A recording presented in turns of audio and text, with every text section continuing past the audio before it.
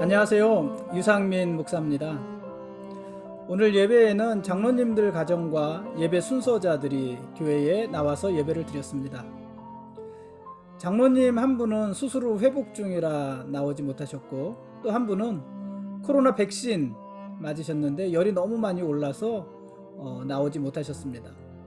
나머지 분들은 다 나오셨습니다. 가족들도 나왔습니다. 오늘 대표 기도하신 집사님의 기도는 정말 은혜로웠습니다. 그 기도만 따로 영상을 캡처해서 여러분 모두에게 보여주고 싶을 정도였습니다. 기도하시는 내내 제 가슴이 뭉클거리면서 뛰었습니다. 오늘 2부 예배 시작하기 얼마 전에 주일학교 학생 한 명이 사무실 문을 벌컥 열고 들어와서 인사를 했습니다. 근데 이 아이가 오늘 교회 오기로 한 아이가 아니었습니다. 요즘은 코로나 사회적 거리두기 때문에 예배 오기 전에 예배 오는 인원들을 명단을 이미 미리 이렇게 작성을 해서 오기로 한 사람만 와야지 그 숫자가 딱 차는데 그 명단에 없는 아이가 온 것입니다. 그래서 저도 모르게 너는 왜 교회 왔냐 이렇게 제가 말을 했습니다. 그 말을 하는 순간 제가 아차 싶었는데 아니나 다를까요? 제가 너는 왜 교회 왔니? 이렇게 말을 하는 그 말을 듣자마자 이 아이가 그러면 갈게요 하면서 확 돌아서는 것입니다. 자기 딴에는 반가운 마음에 사무실 문을 열었던 것인데 목사가 너는 왜 교회 왔니? 하니까 어린 마음이지만 당황스럽기도 하고 또 서운하기도 했을 것 같습니다. 저도 굉장히 민망한 마음에 그 아이를 불러서 사과하고 제가 왜 그런 말을 했는지에 대해서 아이에게 설명을 했습니다. 여러분, 이 아이의 기억에는 뭐가 남을까요? 주일이 돼서 기껏 교회 왔는데 너는 왜 교회 왔니? 이렇게 말한 그 터무니없는 목사의 말이 기억에 남을까요? 아니면 자기에게 사과하고 자초지정을 설명한 그 목사의 진심이 기억에 남을까요? 그게 좀 고민이 됩니다. 이번 주 내내 그 아이에게서 나쁜 기억은 지워주시고 좋은 기억은 늘 생각나게 해달라고 그렇게 기도해야 될 것 같습니다. 예배 후에는 권사님 차량에 배터리가 방전이 돼서 제가 또 멋있게 충전을 해드렸습니다. 배터리가 방전되면은요 아무리 때 빼고 광낸 차량도 꼼짝하지 못합니다. 여러분, 우리도 이번 한 주 성령의 기름 부으심으로 우리 배터리 만땅으로 충전하고 한번 잘 지내보십시다. 오늘 말씀 보시겠습니다.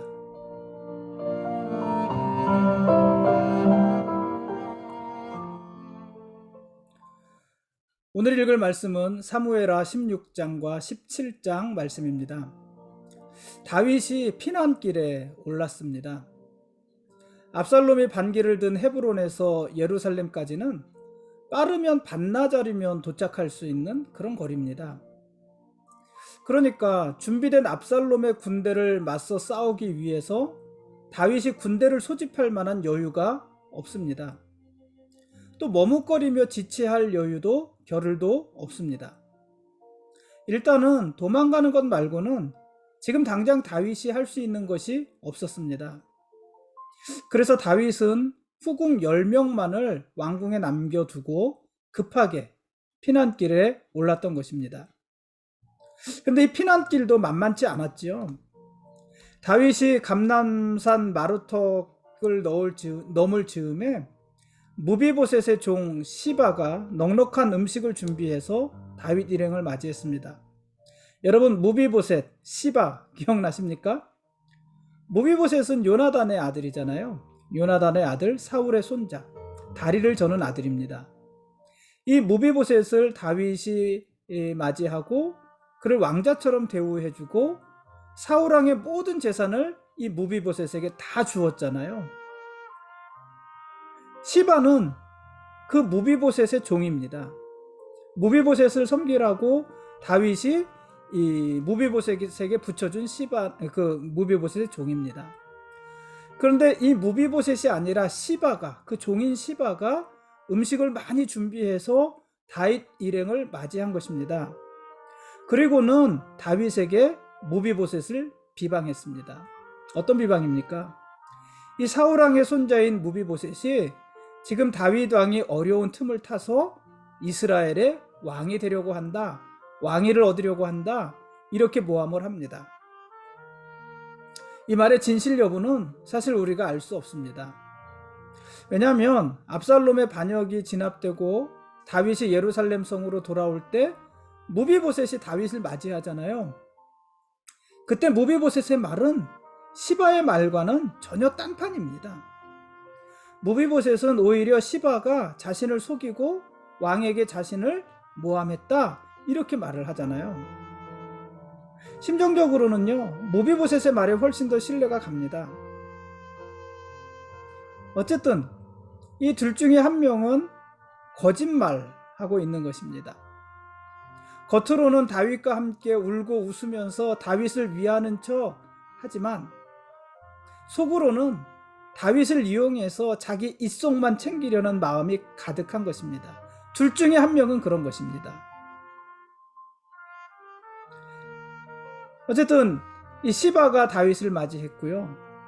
그를 떠나서 이제 다윗 일행이 바후람에 이르렀을 때 사울왕의 먼 친척벌인 시므이가 다윗에게 돌을 던지면서 다윗을 저주하는 말을 퍼부었습니다. 다윗이 압살롬에게 쫓기고 있는 것은 여호와께서 사울 족속의 모든 피를 다윗에게 돌리셨기 때문이다, 이렇게 말을 했습니다. 참 겁없는 사람 아닙니까? 왜냐하면 지금 다윗의 주변에는요 600명의 군인들이 호위하고 있잖아요. 다윗이 지금 도망가는 중이라고 하지만 그 주위에 군대가 있잖아요. 아니나 다를까요? 다윗을 수행하던 아비새가 당장 달려가서 시므이를 죽이겠다고 합니다. 당연하지 않습니까? 그러나 다윗이 아비새를 말립니다. 다윗은 시므이로 인한 수치와 모욕을 그대로 다 받았습니다. 그러면서 다윗은요 하나님의 자비로우심을 구했습니다. 이 다윗이 참 지혜로운 사람이었던 것 같아요. 다윗은 하나님께 기도하기를 하나님께서 지금 자신의 원통함을 감찰해 주시고 오늘 저 시므이에게 당하는 다윗의 일행들의 말에 의하면 저 개만도 못한 시므이에게 당하고 있는 이 저주 때문에 오히려 하나님이 나에게 선으로 갚아주십시오, 이렇게 기도를 합니다. 여러분, 살다 보면 억울하고 원통한 일을 당할 때가 많이 있지 않습니까? 너무 억울하고 너무 원통해서 그게 마음속에서 들끓어서 병이 날 정도로 억울한 일들, 원통한 일들, 이런 일을 당할 때가 참 많이 있지 않습니까? 그럴 때 답답한 마음을 풀 곳도 없습니다. 여러분, 그때 다윗을 기억하시고 다윗의 기도를 기억하십시오.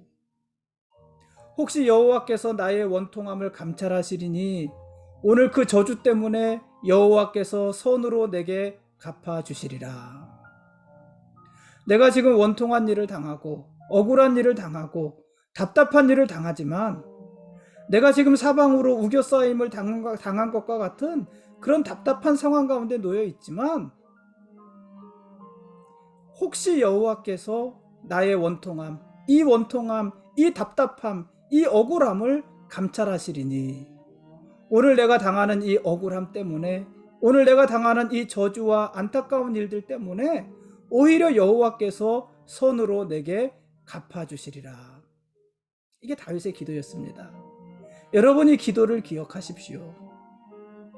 어떤 상황에서건 우리가 할 수 있는 최선의 일은 기도고요. 우리가 동원할 수 있는 최고의 힘도 기도입니다. 압살롬과 그를 추종하는 무리들이 드디어 예루살렘에 도착을 했습니다. 한때 다윗의 모사였던 아히도벨은요, 압살롬에게 뭐라고 말을 하냐면 다윗이 남겨둔 후궁들과 동침하라, 이렇게 이야기를 합니다. 왜냐하면 만일 아들 압살롬이 아버지 다윗의 후궁들과 동침하게 되면 다윗과 압살롬의 관계는 회복할 수 없는 관계가 되는 거잖아요. 그래서 다윗과 압살롬의 관계가 회복할 수 없는 관계가 되면 지금 다윗과 압살롬 사이에 어정쩡하게 있는 사람들, 압살롬의 편에 서서 일어서기는 했지만 그래도 여전히 다윗이 두려운 사람들, 이 사람들의 마음이 압살롬 쪽으로 완전히 기울게 될 것이다. 그래서 압살롬을 따르는 사람들이 더욱더 강하게 될 것이다. 이렇게 이야기를 합니다. 압살롬은요, 이 아히도벨의 말을 따라서 다윗의 후궁들을 범했습니다. 자기의 서모들이잖아요. 그들을 범했습니다. 옥상에다가 장막을 치고 온 이스라엘 무리들의 눈앞에서 아버지의 후궁들과 더불어 동침했습니다. 근데 이 일이요, 뭐가 이루어지는 거예요? 사람들이 네 아내들과 더불어 백주에 동침하리라. 다윗이 밧세바를 범했을 때 다윗에 대해 책망한 하나님의 말씀 중 하나잖아요. 그 말씀이 이렇게 이루어지게 되는 것입니다. 여러분, 우리가 죄를 범하기는 쉽습니다. 어떤 죄든지 죄를 범하기는 쉽습니다. 그러나 여러분 기억하십시오. 죄의 대가는 항상 무겁고 엄중한 법입니다. 하나님께서 우리 죄를 용서해 주셨다는 것과 우리가 지은 죄의 흔적들을 우리가 감당하며 살아야 한다는 것은 여러분 별개임을 기억하십시오. 물론 하나님 우리의 죄를 용서하셨습니다. 우리의 죄를 동해에서 서가 먼 것처럼 우리의 죄를 멀리 옮겨 놓으시고 다시 기억하지 않으십니다. 그러나 우리가 행했던 그 일들, 죄악들, 그 일의 결과들, 그것은 우리가 감당해야 하는 것입니다. 그것이 무서운 것 아니겠습니까? 그러므로 여러분, 죄를 멀리 하십시오. 죄를 너무 가볍게 생각하지 마십시오. 죄를 무서워하시고 죄를 멀리 하십시오. 그리고 어쩔 수 없이 지은 죄가 있다면 하나님 앞에 나와서 그 죄를 해결하십시오. 오늘 우리가 설교 중에 말씀을 나누었지만은 죄는 감추고 숨길 것이 아니라 해결해야 되는 것입니다. 어떻게 해결합니까? 회개함으로 해결해야 되는 것입니다. 그렇게 하는 것이 옳습니다. 아히도벨은요, 전략가였습니다. 아히도벨은 지체하지 말고 다윗을 추격하자, 이렇게 전략을 내놓았습니다. 지금 당장 12,000명의 군대를 편성해서 다윗을 공격하자, 그렇게 말을 했습니다. 이런 아히도벨의 전략은 분명히 다윗을 무너뜨릴 수 있는 것이었습니다. 그러나 이 아히도벨의 계략은 압살롬에게 받아들여지지 않습니다. 왜냐하면 다윗이 예루살렘에 남겨둔 친구가 있었잖아요. 그게 누구예요? 후세를 예루살렘에 남겨두었는데, 그리고 이 후세가 마치 다윗을 버리고 압살롬을 추종하는 것처럼 그렇게 압살롬에게 접근을 했는데, 이 후세가 아히도벨과 다른 전략을 내놓은 것이에요. 전혀 반대되는 전략을 내놓은 것이에요.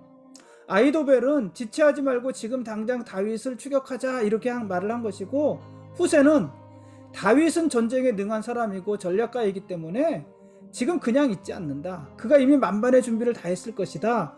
그러니 우리가 조금 더 준비해서 군대를 더 많이 모아서 한꺼번에 다윗을 치러 가자, 이렇게 말을 했어요. 그러면서 압살롬을 터무니없게 치켜 세우고 그러죠. 사실 아히도벨의 전략이 훨씬 더 뛰어납니다. 그런데 압살롬은 아히도벨의 전략을 받지 않고 후세의 전략을 받아들입니다. 아히도벨은요, 자기의 전략이 받아들여지지 않자 고향인 길로로 내려가서 스스로 목매어 죽었습니다.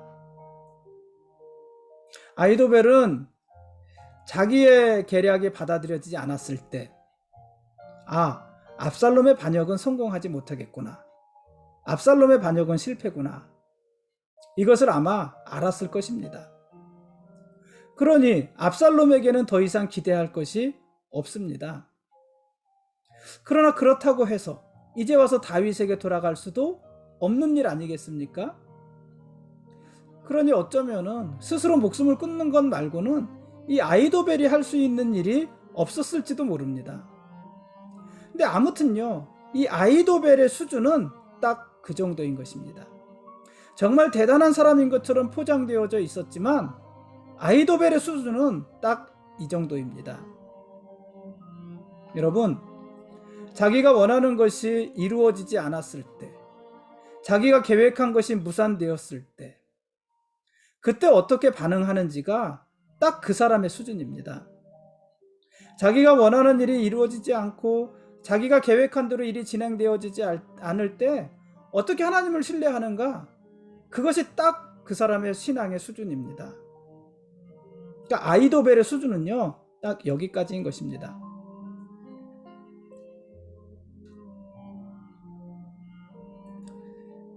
지금까지 사무엘하 16장과 17장 말씀에 대한 길라잡이였습니다.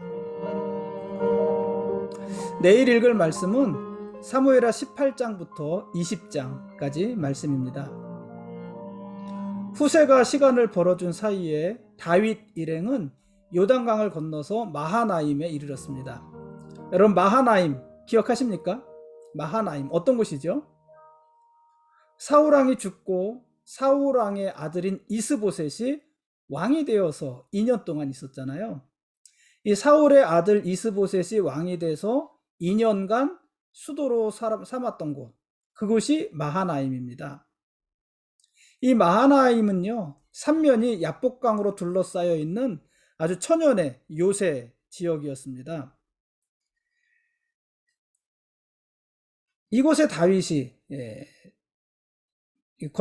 임시로 거처를 정하고 그리고 요나단을 상대하기 위한 그 시간을 벌 수 있었던 것입니다.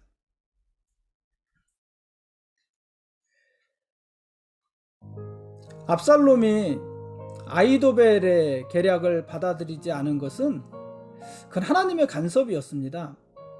만일 압살롬이 아히도벨의 계략대로 즉시 다윗을 추격했다면 아마 다윗은 큰 곤경에 처했을 것입니다.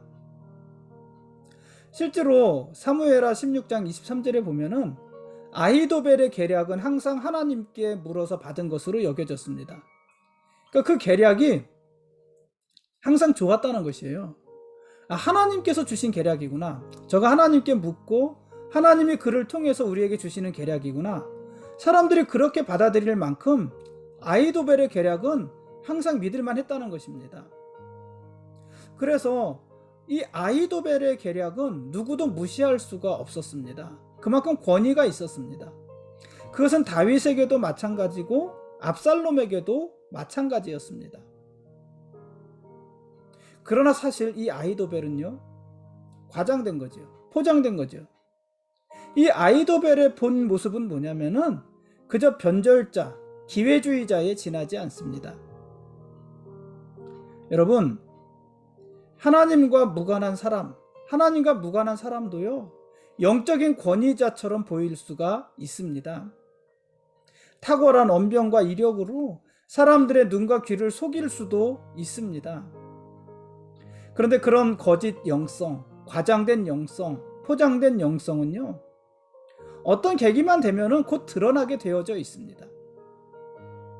자기가 원하는 대로 일이 되지 않을 때, 자기 계획대로 일이 진행되지 않을 때, 사람들의 환호가 갑자기 사라졌을 때, 오히려 사람들의 반대와 공격에 부닥쳤을 때, 그때 그 사람의 진짜 모습이 드러나게 되어 있습니다.